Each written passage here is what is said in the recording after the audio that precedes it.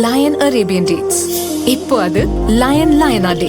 இது தரும் ஆரோக்கியம் இயற்கையானது. லயன் லயனா பிரீமியம் டேட்ஸ். எந்த சமையலும் ருசி தேடும் ரகசியம். 20 ரூபாய். குக்கர் விசில மறந்து உணவு வீணாகி போச்சா? இனி அந்த கவலையே வேண்டாம். வழங்குகிறோம் உலகின் முதல் விசில் கவுண்டர் குக்கர், புதிய அல்ட்ரா குரோனோ. அல்ட்ரா என்றால் ஆரோக்கியம். சென்னை தலைமைச் செயலகத்தில் உள்ள கோட்டை பாரம்பரிய கட்டடத்தின் முதல் தளத்தில் முதல்வர் அலுவலகம் இயங்கி வருகிறது. பல முதல்வர்கள் இந்த அறையை பயன்படுத்தியுள்ளனர். இந்த பாரம்பரிய கட்டடத்தில் ஜன்னல்கள் எங்கும் இருக்காது. வெளிக்காற்று உட்புகும் அளவுக்கு காற்றோட்டமான சூழல் இல்லை. குளிர்சாதன இயந்திரம் உதவியுடன் அறைகள் குளிர்விக்கப்படுகின்றன. தற்போதைய முதல்வர் விஜய் காற்றோட்டமான அறையை விரும்புகிறார். கார்ப்பரேட் அலுவலகம் போல இயற்கை சூழலை ரசிக்கும்படி தனது அறை கண்ணாடி மாளிகை போல இருக்க வேண்டும் என்று நினைக்கிறார்.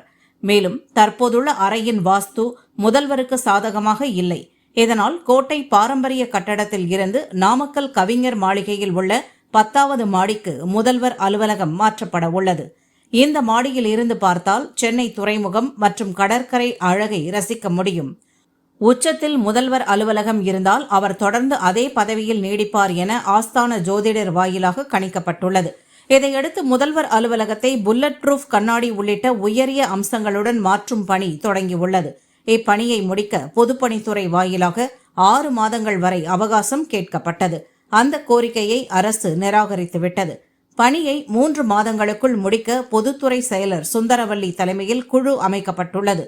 இதில் தனியார் கட்டட வடிவமைப்பாளர்கள், ஜோதிடர்கள், வாஸ்து நிபுணர்கள், பாதுகாப்பு தொடர்பான வல்லுநர்கள் உள்ளிட்டோர் இடம்பெற்றுள்ளனர். இவர்கள் வாயிலாக 3 மாதங்களுக்குள் பணியை முடித்து முதல்வர் அலுவலகத்தை இடமாற்றம் செய்ய திட்டமிடப்பட்டுள்ளது. 10வது தளம் மட்டுமின்றி 9வது தளத்தையும் முதல்வர் அலுவலகத்தில் பயன்படுத்த தற்போது திட்டமிடப்பட்டுள்ளது.